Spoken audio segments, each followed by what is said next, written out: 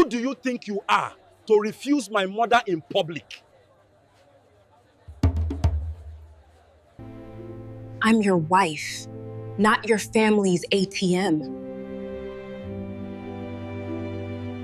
Then from today, you are thin.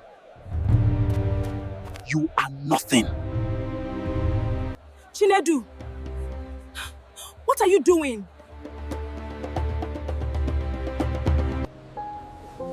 Everything was fine. Just a moment ago. Before tonight. Get out of my house. And this shop, it's no longer yours. Why would you do this to me? Okay, Tess. Okay, I understand. Zainab didn't look back at them. She walked straight out of the plaza, each step slow but steady, as if stopping for even a second would cause her to shatter right there in the middle of that crowded street. The murmurs behind her still echoed, but she could no longer hear them clearly. In her mind, there was only one question: when did everything start going wrong? 3 years ago, when Zainab first met Chinedu, he was not the man who had just raised his hand to slap her in public. He was the man who once stood in the rain in Surulere, waiting for her to close her tiny hair shop just to make sure she got home safely. He used to smile when he saw how tired she was, and he once said, "One day, your shop will be bigger than this whole street." And Zainab believed him. Not because of the words, but because of the way he looked at her when he said them. Their marriage started simply. No luxury, no noise. Just a small wedding with both families, a few close friends, and a lot of hope. But only a few months later, things began to change in ways Zainab didn't immediately notice. At first, it was the gentle comments from Mama Ifeoma. A daughter-in-law in this family shouldn't be too busy outside. Or, a woman must learn to put family before work. Zainab stayed silent. Not because she agreed, but because she thought it was just a generational difference. In the culture of Lagos, she understood that being a wife didn't only mean loving your husband. It meant learning to live in harmony with his entire family. Then came the help. Chinedu's younger brother needed money to start a business. His sister was preparing for her wedding and needed support. Mama Ifeoma always seemed to have urgent needs, almost every month. At first, the amounts were small. Then gradually, they became bigger. But every time Zainab hesitated, Chinedu would say just one thing: "That's my family." And each time, she would nod. She started working more, waking up earlier, coming home later. Her small hair shop began to grow, gaining regular customers and steady income. But strangely, the money in their joint account was never enough. There were days when Zainab found herself wondering why she was working so hard, yet still had to think twice before spending on even the smallest things. But what exhausted her the most wasn't the money. It was the feeling of slowly becoming a stranger in her own home. Family dinners, where she cooked and cleaned, but when conversations started, no one asked for her opinion. Decisions big or small, from home repairs to finances, were discussed between Chinedu and his mother, and she was only informed at the end. There was one moment she remembered clearly. She had just secured a major contract supplying wigs to a salon in Lekki. It was the result of months of relentless effort. That night, she came home with excitement, hoping for a simple congratulations. But Mama Ifeoma just looked at her and said, "Then you should be giving more to this family. Your success is also because of us." Zainab stood there, the smile on her face slowly fading. She turned to Chinedu, waiting for him to say something. Anything. But he stayed silent. And in that moment, something inside her began to crack. Not loudly, not dramatically, just a small crack, but enough for the light of truth to slip through. That maybe She had not been loved the way she believed. And the slap this morning was not the beginning. It was simply the result of all the times she chose silence, chose endurance, chose to believe that things would eventually get better. Zainab stopped beside her car, her hand still trembling slightly as she opened the door. She sat down, closed it, and for the first time since leaving the plaza, she allowed herself to take a deep breath. Not to cry, but to understand that if she didn't stop now, she would lose herself completely. If you've ever felt unseen or unappreciated in your own family, comment "I understand" so Zainab knows she's not alone. Zainab sat in the car for a few more minutes, her hands still resting on the steering wheel, her eyes fixed ahead but not really seeing anything. What had just happened wasn't just a slap. It felt like a declaration that in their eyes, she had never truly belonged to that family. But instead of breaking down or calling someone, Zainab picked up her phone. The screen was slightly cracked, but still lit up. She opened the camera and looked at herself. One side of her cheek was still red. Her eyes looked different than she had ever seen before. No longer the woman who was always trying to please everyone, but someone who had just been pushed to her limits. She took a deep breath, then turned off the screen. Not now. Not yet. That afternoon, Zainab returned to the shop, not to apologize, not to explain, but to look at it. One last time. The shop looked the same. Wigs neatly arranged, the ring light reflecting softly in the mirror, the familiar scent of hair products still in the air. Everything was just like it had been that morning, except for her. But before she could step inside, a familiar voice came from behind. "So you finally came back?" Zainab turned around. Mama Ifeoma stood there, arms crossed. Beside her was a young woman, Amaka, dressed neatly, her expression a mix of curiosity and unease. Chinedu stood behind them, silent. Zainab looked at them, then at Amaka. "Who is she?" she asked, her voice calmer than she expected. Mama Ifeoma let out a dry laugh. "The one who will be taking over this place.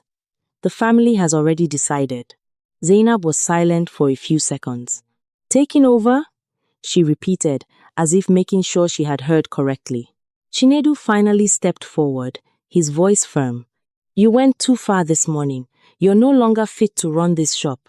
Silence fell, not the gentle kind, but a heavy, suffocating silence, as if the air itself had thickened.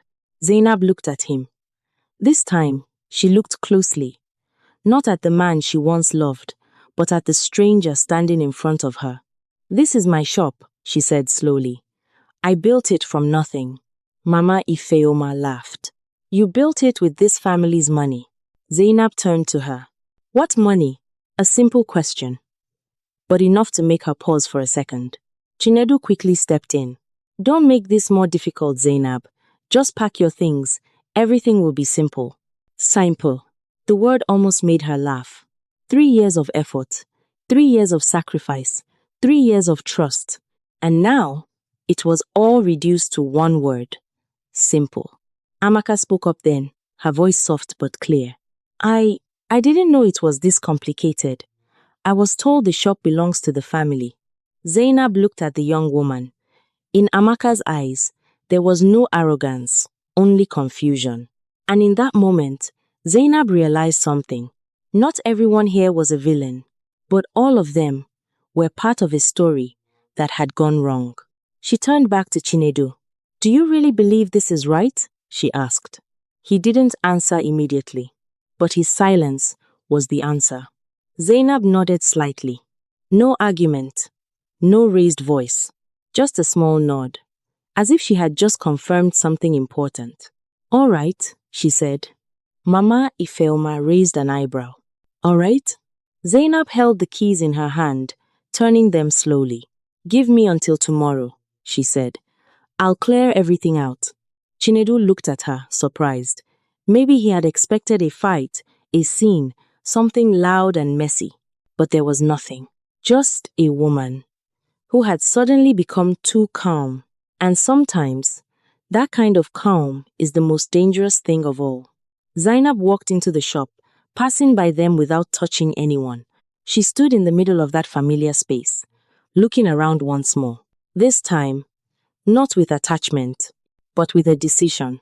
That night, as Lagos faded into city lights and the sound of traffic never really stopped, Zainab sat alone in the shop, writing everything down. Not because she was preparing to leave, but because she was preparing for something bigger, something none of them could see. If you were treated unfairly, would you stay silent or stand up? Comment stand or silent. That night, Zainab didn't go home. She stayed in the shop until nearly midnight, sitting among empty chairs under the cold white lights. In front of her was the notebook she had used for the past 3 years. Every order, every income, every expense, it was all there, clear, organized. There was no space for any vague contributions from anyone. But what occupied her mind wasn't the numbers. It was the question, why did I let things go this far? She had seen the signs long ago. The times money disappeared without explanation. The half-joking comments about how family should always come first. The moments she chose silence, just to keep the peace. Zainab closed the notebook. This time, she would not stay silent. The next morning, she drove straight to her sister Folake's house. Folake opened the door, and the moment she saw Zainab, she knew something was wrong. What happened? She asked, pulling her inside. Zainab didn't answer right away. She sat down, hands clasped together, eyes fixed on the floor. I think I just lost everything, she said quietly. Folake didn't ask more questions. She simply sat across from her and waited. And then, for the first time in a long time, Zainab told everything, every detail, from the small amounts of money at the beginning to the slap yesterday and even their plan to take over her shop. When she finished, the room fell silent for a few seconds. Then Folake hid. You didn't lose everything, she said. You just finally saw everything clearly. That sentence made Zainab lift her head. But what if they really take the shop? She asked. Folake shook her head.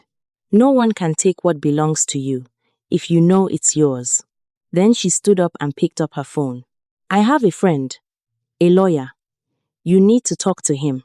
That afternoon, Zainab sat in the office of Barrister Adebayo, a middle-aged man with a calm voice and sharp eyes. He listened to her entire story without interrupting. When she finished, he asked just one question. Whose name is the shop under? Mine, Zainab answered immediately. All the documents are in my name. He nodded slightly.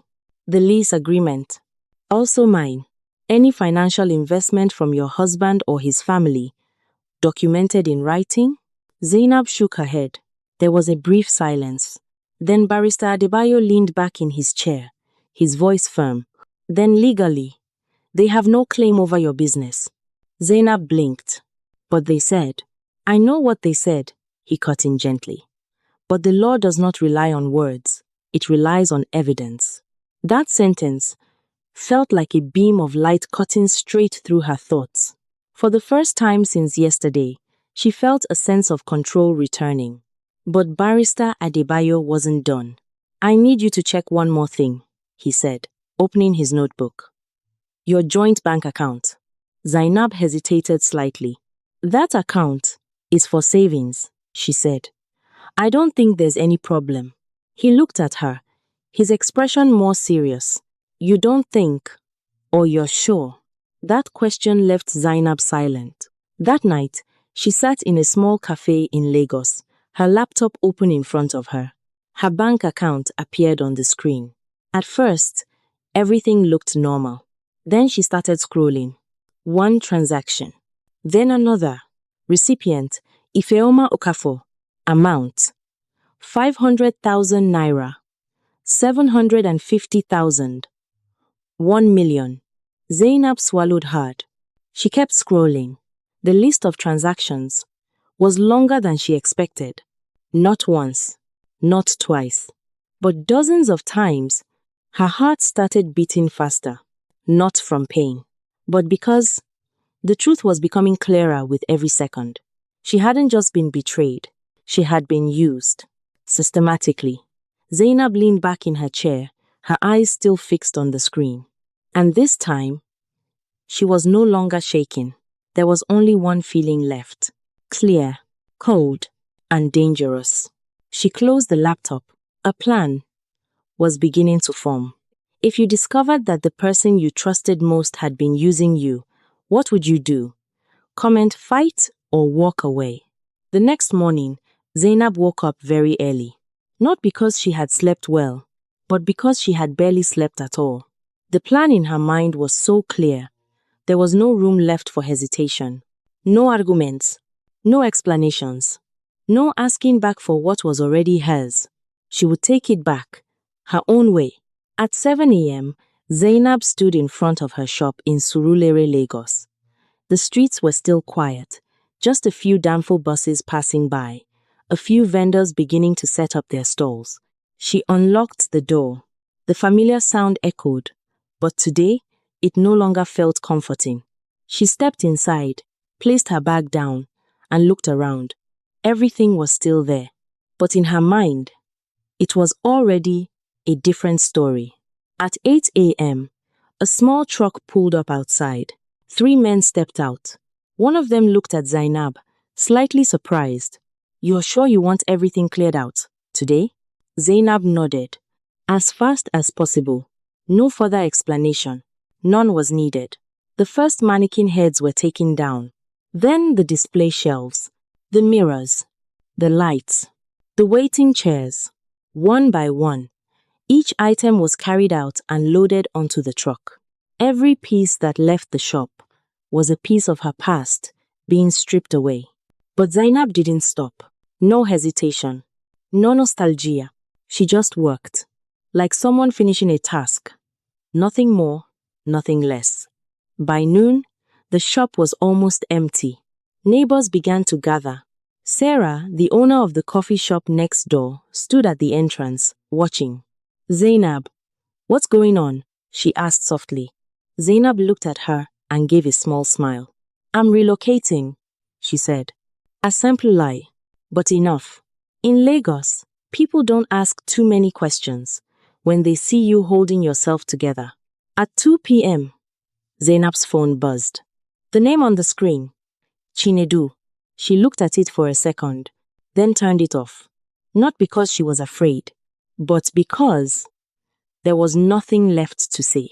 By 4 p.m., the shop was completely empty. No vicks, no mirrors, no trace of 3 years of relentless work.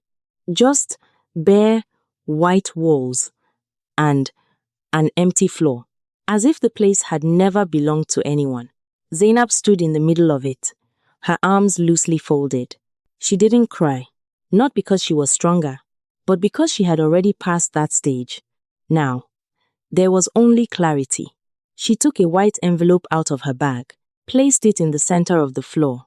Inside was not an apology, not an explanation, but the truth, printed, highlighted, impossible to deny. Zainab walked out and locked the door. The sound of the click was final, not an ending, but a beginning. That night, as Lagos lit up with city lights, Zainab sat in the small apartment she had just rented temporarily. Not big, not luxurious, but quiet. She placed her laptop on the table and reopened the transaction file.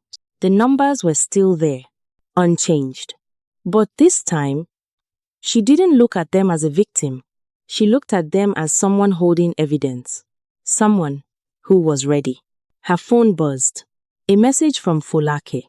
"Are you okay?" Zainab stared at the screen for a few seconds, then replied, "I'm okay, and I'm ready." She set the phone down, looked out the window. For the first time in a long time, she wasn't thinking about what she had lost, but about what she was about to reclaim. If you had to start over from zero, would you have the courage? Comment, start again. The next morning, Zainab didn't return to the shop. She had done her part. Now, it was time for them to see the rest. Around 10 a number, Her phone kept vibrating. Not just one call, but many. Chinedu. Mama Ifeoma. Then Chinedu again. Zainab looked at the screen for a moment. She didn't answer, not because she didn't want to hear, but because she had already heard enough. On the other side of the city, in front of the old shop, a car pulled up. Chinedu stepped out first, walking quickly, slightly rushed. Behind him were Mama Ifeoma and Amaka, the girl who had been chosen to take over. They stopped at the door. Chinedu inserted the key. The door opened. And then he froze. There was nothing inside. No mirrors, no chairs, no wicks, no lights. Just an empty space. Cold and hollow. Amaka stepped in behind him, her eyes wide. What happened here? Mama Ifeoma walked forward, looking around as if trying to find something left behind. But there was nothing. Nothing at all. Chinedu walked slowly inside, each step heavier than the last. His eyes stopped at the center of the floor. A white envelope, lying there, right in the middle, as if it had been waiting for them. He bent down and picked it up. His hands trembled slightly. It wasn't clear whether from anger or from something deeper. He opened the envelope. Inside were 3 things. First, a letter from a law office. Short. Clear. Zainab Adeyemi Hair Studio is the sole legal property of Ms. Zainab Adeyemi. Any attempt to claim, interfere with, or operate this business without authorization will result in legal action. Chinedu stopped reading. He swallowed hard. Second, bank statements. Lines of transfers, highlighted in yellow. Recipient, Ifeoma Okafo. Amounts, repeated, over and over again. Impossible to deny. Impossible to justify. Amaka looked at them, her voice trembling slightly. Is this real? Mama Ifeoma didn't answer. For the first time, she was silent. Third, a handwritten note. Chinedu recognized the handwriting instantly. Zainab. He read it. Slowly, line by line. You said I disrespected your family, but it was you who disrespected me. I didn't need to spy or suspect anything. I just needed to look and understand. I stayed silent for too long, not because I was weak, but because I believed a wife is not a source of money, and a family is not something to exploit. Now, I choose to stop. Chinedu lowered the paper. He said nothing. He couldn't. The air in the shop turned heavy. No one was playing the role of the right one anymore. No one raised their voice. There was only the truth, and it was strong enough to silence everyone. Amaka took a step back. I didn't know, she said, her voice quiet but firm. I thought this shop belonged to the family. She looked at Mama Ifeoma, then at Chinedu. Her eyes changed. No more trust, only doubt. Somewhere else in Lagos, Zainab sat in her small room, her phone placed face down on the table. She didn't need to be there to know what was happening. She could picture it. The door opening, the silence, their faces. Not because she guessed, but because she had prepared for all of it. Her phone buzzed. A message from an unknown number. Zainab, it's Amaka. I'm sorry, I didn't know the truth. Zainab read it. She didn't reply immediately. She placed the phone down, closed her eyes for a second, not to forgive, but to release something inside her. She didn't defeat them with shouting. She didn't win with arguments. She simply presented the truth and let it do the rest. When the truth is revealed, would you face it or keep hiding? Comment truth or hide.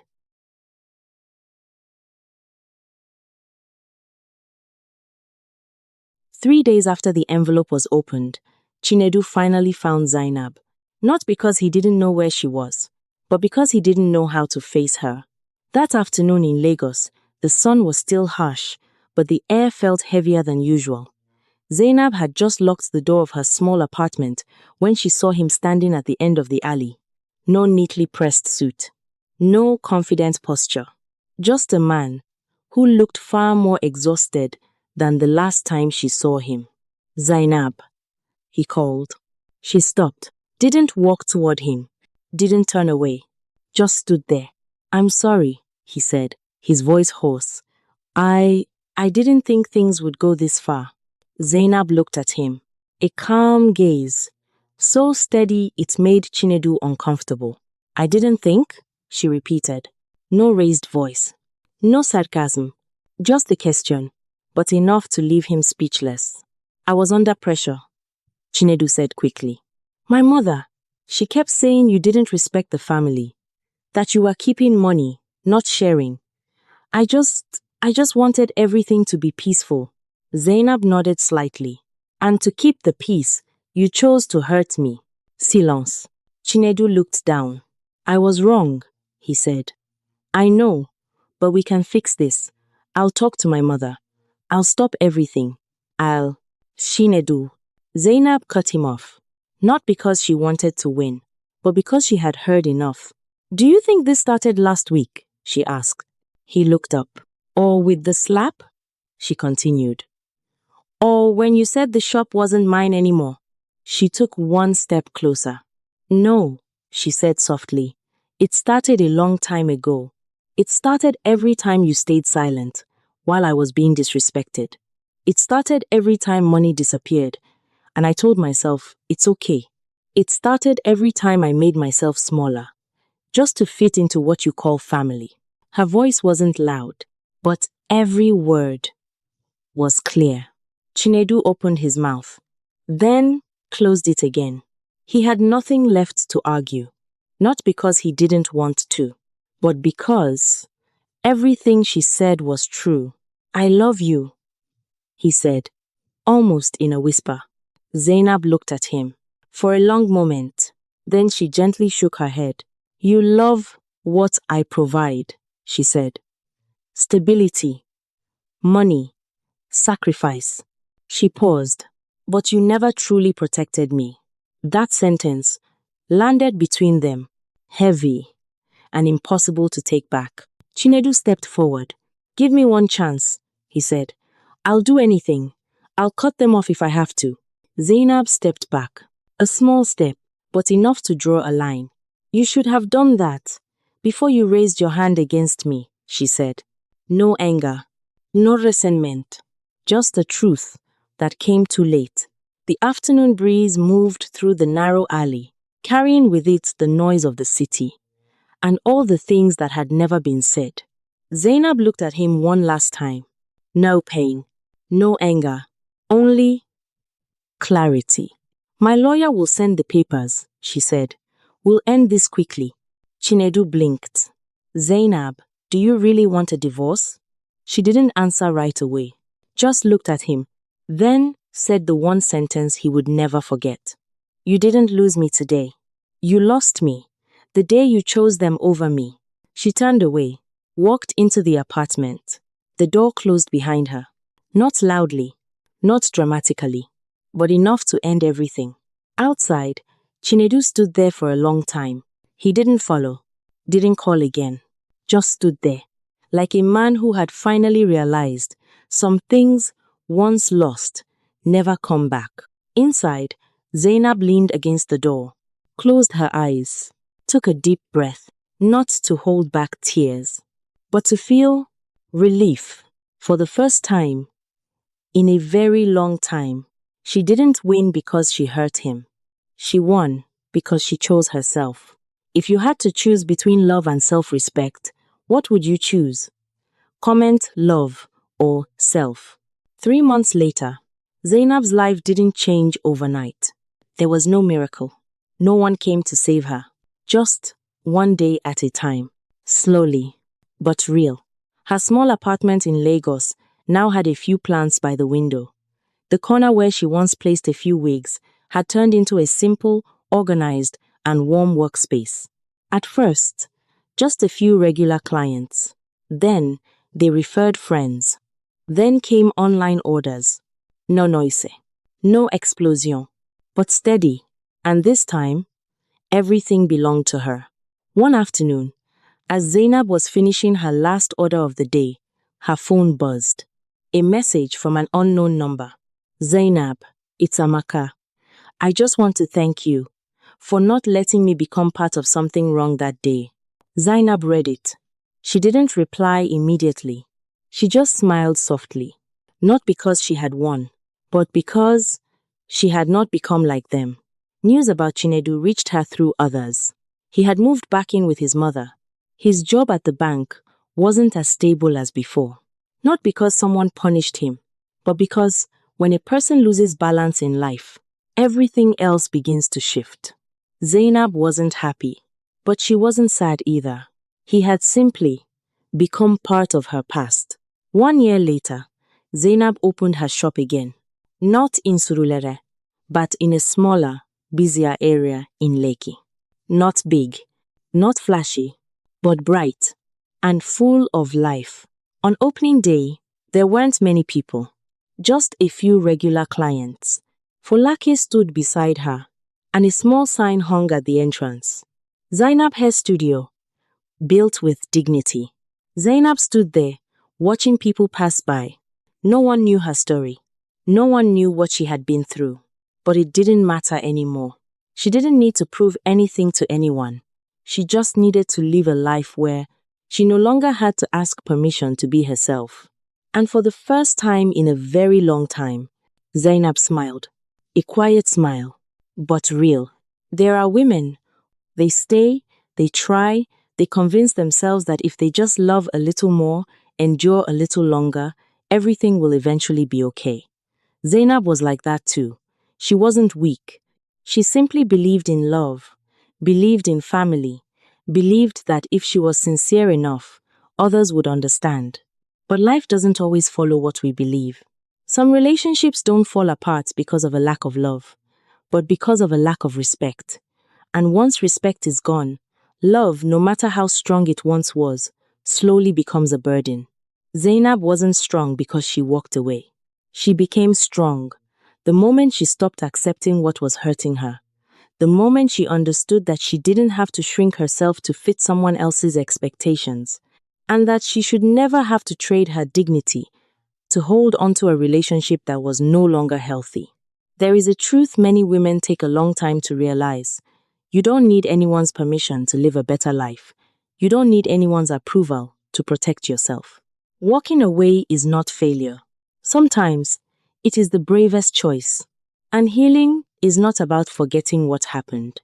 It's about learning to move forward without carrying that pain as part of who you are. Zainab didn't win because she made someone regret losing her. She won because she found herself again. And if you are in a story like this, remember, you deserve to be loved. But more importantly, you deserve to be respected. Always. If you believe a woman should never lose herself to be loved, leave a here icon in the comments and share your story.